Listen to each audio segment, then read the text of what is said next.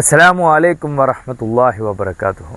ഈ പ്രപഞ്ചത്തിലുള്ള എല്ലാ ജീവജാലങ്ങളെയും മനുഷ്യന് നിയന്ത്രിക്കാൻ കഴിയുന്ന രീതിയിലാണ് അല്ലാഹു സുബ്ഹാനഹു വ തആല സൃഷ്ടിച്ചു വച്ചിട്ടുള്ളത്.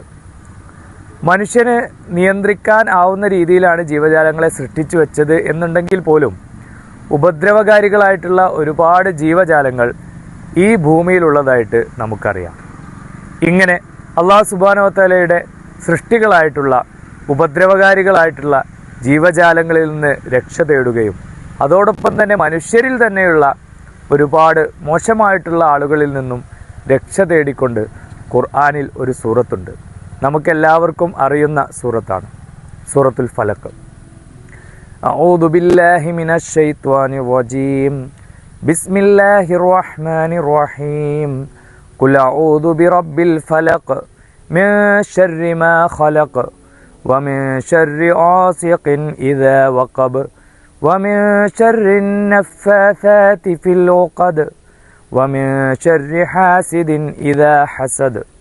ഈ സൂറത്തിൻ്റെ തുടക്കത്തിൽ അർത്ഥം നമ്മൾ പരിശോധിക്കുന്ന സമയത്ത് പ്രഭാതത്തിൻ്റെ നാഥനോട് ശരണം തേടിക്കൊണ്ടാണ് ഈ സൂറത്ത് തുടങ്ങുന്നത്. ഖുൽ അഊദു ബിറബ്ബിൽ ഫലഖ് എന്നുള്ളത്. പ്രഭാതം എന്ന് പറയുന്നത് തന്നെ രാത്രി കഴിഞ്ഞാണ് പ്രഭാതം വരുന്നത്. പ്രഭാതം പൊട്ടിവിടരുക എന്നൊക്കെയുള്ള രീതിയിൽ നമ്മൾ പറയാറുണ്ട് അല്ലേ.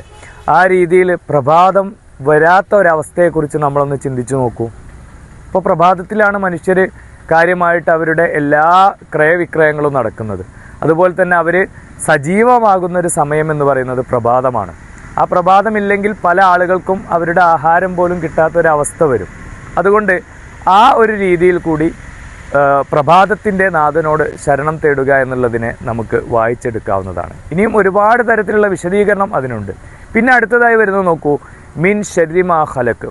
അവൻ സൃഷ്ടിച്ചിട്ടുള്ള എല്ലാ ജീവജാലങ്ങളുടെയും ഉപദ്രവത്തിൽ നിന്ന്. അതെല്ലാം കേവലം അത് പാമ്പ്, പഴുതാര പോലെയുള്ള സാധനങ്ങളും മറ്റ് സൃഷ്ടിജാലങ്ങളും ഹിംസ്ര ജന്തുക്കളും മാത്രമല്ല, എല്ലാ സൃഷ്ടികളുടെ ഉപദ്രവത്തിൽ നിന്നും അവിടെ ശരണം തേടുകയാണ്.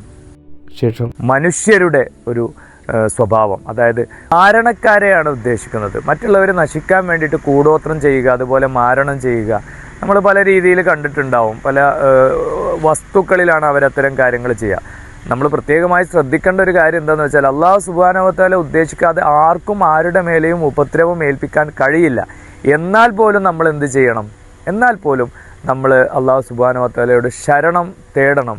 അതായത് അല്ലാഹു സുബ്ഹാനഹു വ തആലയോട് ഇവരുടെ ഉപദ്രവത്തിൽ നിന്ന് രക്ഷ തേടണം എന്നുള്ളതാണ് ഈ ഒരു സൂറത്ത് പഠിപ്പിക്കുന്നത്.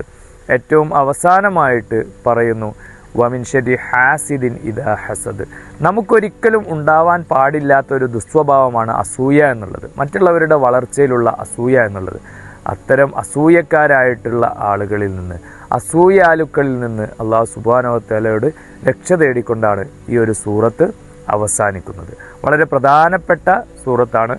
സൂറത്ത് മുഅവ്വിദത്തൈനി എന്നുള്ള രീതിയിൽ നമ്മൾ പഠിക്കുന്ന സൂറത്താണ് ഈ ഒരു സൂറത്തും. അതുപോലെ തന്നെ സൂറത്തു നാസും നമ്മൾ അത്രത്തോളം ജീവിതത്തിൽ പ്രധാനപ്പെട്ട ഒരു സൂറത്താണ്.